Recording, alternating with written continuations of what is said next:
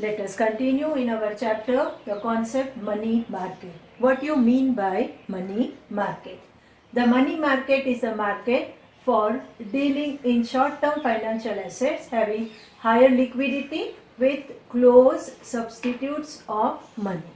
See, what we need is current capital, is our regular routine finance. So when you are in need in your business, the finance, a liquid concept to be resolved, you have to approach the money market. We need to find the places from where we get our money, our short-term financial need to be updated. We have learned that long-term financial need you can cope up with the equity share, with the borrowed capital, with the preference share and all, retained earning and all these you have. But for the short term financial need, assets we require, and that which can be easily converted into the money, into the cash. So that what concept is related to money market.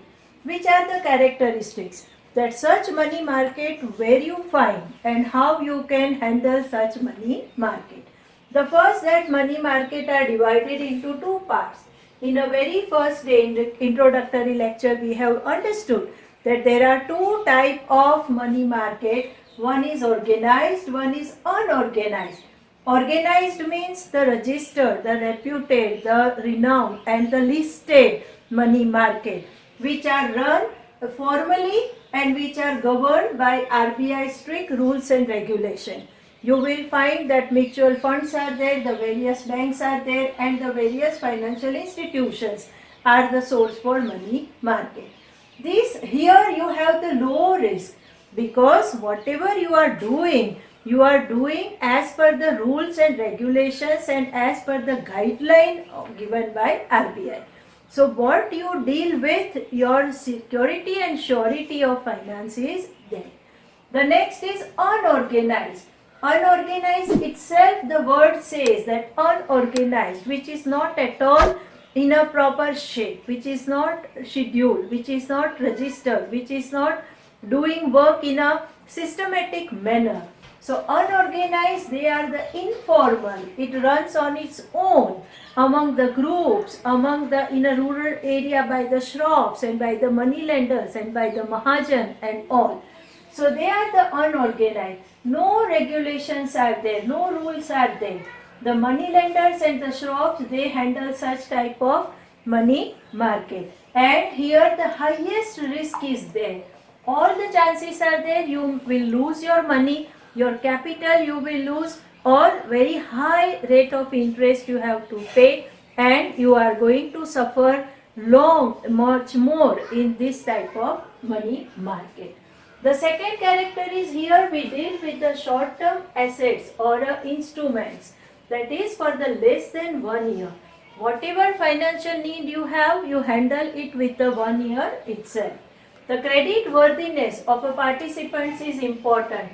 Who is handling the instrument? Who is handling the institution running this money market?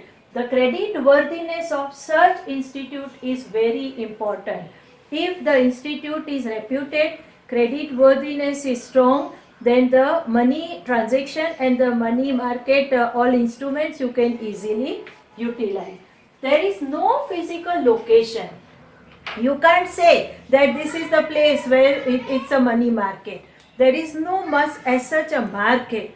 It is scattered at various institutions, scattered at various places, in the form of a mutual fund, in a form of a financial banking institution, in a form of an insurance company. So there is no physical location, but collectively the structure of various institutions, like you can say RBI is one of them, commercial banks are other, financial institutions are there, mutual funds are there, insurance companies are there. They all are handling money and they all are concerned with the money market instruments. The next, you can say that market of financial instruments which are, you can say, promptly convertible into cash. What is our main purpose? We want to handle those instruments which have the liquidity. What do you mean by liquidity? Conversion of instrument into cash immediately. Because we want to solve our working capital problem. And working capital problem can be solved only with a hard liquid cash. So here the examples are the treasury bills are there, the call money are there. We are going to learn all the instruments of money market. So meaning and its characteristics of each instrument is to be understood. The sub-branches of the money market also develop with economic and technological development. The money market are expanding day by day. As the need of finance arise, the money market instruments and its expansion is also developing, it's also going on. Earlier, we have introduced the various forms of money. Earlier, we used to use as a hard cash. Then the debit card has come. Then the credit card has come. Now we have the Paytm and the Bheem and all the financial transaction. So, in the form, as the economy grow and develop, the money market also develop. The financial transaction format are also keep on changing. Then next is that is the most of the financial instruments are debt instruments, and that's why low risk. Here the debt instruments means the security aspect is more. The measurement of security and the involvement of a risk is low. So government instruments and government involvement and RBI involvement and reputed company involvements are there. So you have a low risk and you can handle such type of instruments of money market. The success and operation depends on the banking system and the financial institution. How much money market is in use, that depends on how strong the banking system of a particular economy. Yesterday only budget has come. You must have observed that the main focus is given that banking system and the finance and the institutions, the institution which lend money to the people, they must have a sufficient finance, and that's why government time to time inject money into the economy through the banking system. So the main source of growth and development is the money market, and that is what is in the hand of the banking system. So economy should have a good banking system. So in this manner, you may have a 1 mark question for the definition. You may have a 2 mark question or a 3 mark question for your characteristics, and the instrument as a separate short question for your 3 marks you may have, or a one liner can be asked from any of the instrument. So let us see that how the money market function, or which are the tools of money market. The tools to be called as a instrument. The very first, see here I have written the main keywords which should be there in your answer. So the key points are already narrated in a very brief manner. Extension of these points going to make your short brief explanation meaning of particular money market instrument. The very first, the treasury bill or a T-bill. Treasury bill is also known as a T-bill. So for your MCQ you may have a question that what is the other name of a treasury bill or how it is known. Now this treasury bill can be issued here offer days 91, 182 or 364 days. It is a short term. We have observed for 1 year. So it should be less than 1 year. So 364 is the maximum day limit. The such treasury bills are issued with a zero coupon band. So what it means? That here no interest will be paid on such particular instrument. How no interest paid? Then who will buy? Here the condition is that issue at a discount and redeem at par.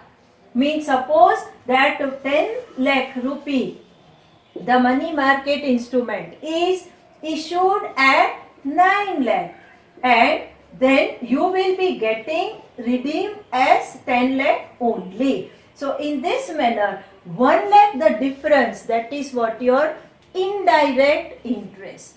Okay, zero debenture. We have learned one type of debenture as a zero debenture. Here the concept is that issued at a discount and redeemed at a par. So the difference goes to the income of that particular thing. These instruments are issued by the RBI, or it may be that government procedure, money market procures the money market, and government going to get the finance through the treasury bill to get the financial help, to get the financial support. The next is that is the commercial paper. The commercial paper introduced in the world, that is in the year 1980, and for the first time the RBI has issued in the January 1990 the first commercial bill released by Reserve Bank of India. All these dates and years are for your MCQ, you have to remember. These commercial bills are like a promissory note. What the promissory note means? That when the person who issued the note, he promised to repay on a particular specific day. So the commitment is given by the drawer. In a bills of exchange, we have observed that bills of exchange written by the seller and the purchaser accept the bill and give it to you back. While in the promissory note, the purchaser, he himself promise and write a bill and give it to the seller. So that coming and signing and going back procedure not required.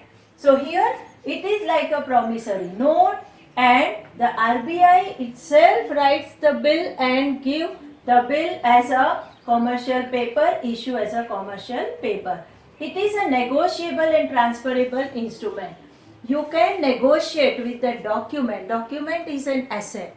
You can pass it on. Transferable means from one owner to other owner, that particular document can be given, and in exchange you get money as for your name. Next is that is a corporate and financial institute can issue such type of commercial paper. RBI issued, but over and above RBI, even the corporate can issue, financial institutions can also issue. The 7 days to the 1 year is the tenure for the commercial paper. 7 days minimum and 1 year is the maximum. The limit for the amount limit for the commercial paper is 5 lakhs and its multiple. It may be 5 lakh, it may be 10 lakh, 15 lakh, 20 lakhs, like that. It is going to be in the multiple of 5. The financial and industrial and the corporate institutions can also issue the commercial paper. So this manner, commercial paper, a brief short note can be done. So the first instrument we have learned, that is the treasury bill. The second, commercial paper. The third instrument, that is what the certificate of deposit. As we have an idea about the fixed deposit, like that here the certificate of deposit issued. Here it is an unsecured and negotiable. What is unsecured? In a debenture we have learned that is a secured debenture. Means you have a guarantee for getting your money back due to the mortgage of an asset. The charge over asset is given. Here no such security is given. That's why it is known as a unsecured. It is negotiable. You can utilize that instrument as a for the transaction, for the exchange. The scheduled commercial bank can issue such type of certificate of deposit. Compared to commercial paper, here the limit are less. You have the 1 lakh and the multiple of the price you can issue your certificate of deposit. The financial institution can also use, along with the scheduled bank, the financial institution can also issue the certificate of deposit. The fourth is that is the commercial bill. We have learned that bills of exchange. In the same manner, here the trade bill. What trade bill we have, that is bills of exchange we have, when we go to the bank and get it exchanged, the trade bill accepted by the bank become the commercial bill. Suppose you have bills of exchange worth rupees 50 lakhs And when you go and discount that bill with the bank, the accepted bill by the bank, then it becomes known as a commercial bill. Here the 30 days or a 60 or a 90 days is a tenure of such type of commercial bill. The bank rediscount. See, when bank is also in need of money, then such already discounted bill again rediscounted by the bank. The bill with the financial institution. Such bill will go to the financial institution and get it again and cash. Because bank also need money and bank also has to maintain the reserve. So sometime if there is a crisis, they may rediscount such bill. The bills or a hundi or inland bill, or you can say that demand bill or a foreign bill. These all are the examples that these many types of bill can be traded and accepted by the bank. So all these bills we businessmen use, and this bill we go to the bank and get it discounted. So when the bills are discounted with the bank, those bills become the commercial bill. The last is that is the call and notice money. In our banking chapter, we have learned the call money.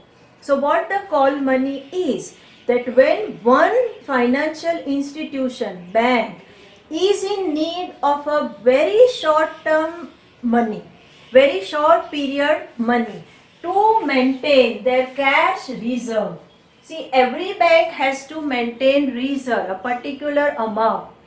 When you are in short of that amount, you are going to get money from another bank.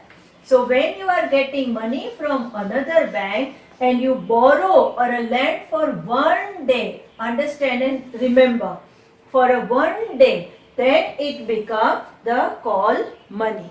For 1 day requirement, when you are one bank, suppose Axis Bank is getting money from the SBI for a 1 day, that particular process to be called as a call money. Now, when such money you need it for more days, that is from 2 to 14 days, you need money for 2 to 14 days, then it become a notice money. And whatever the rate of interest is charged by one bank to another bank, that is what called as a call rate. So in this manner, call money and notice money we have learned earlier in our bank chapter. So like this, these are the all instruments of money which are handled by the banks and the financial institution to satisfy the short-term financial need of those securities which are very near to the cash, which can be easily liquidated, and your working capital financial need can be satisfied. So today we have learned about the money market. Next class we will be learning capital market. Thank you.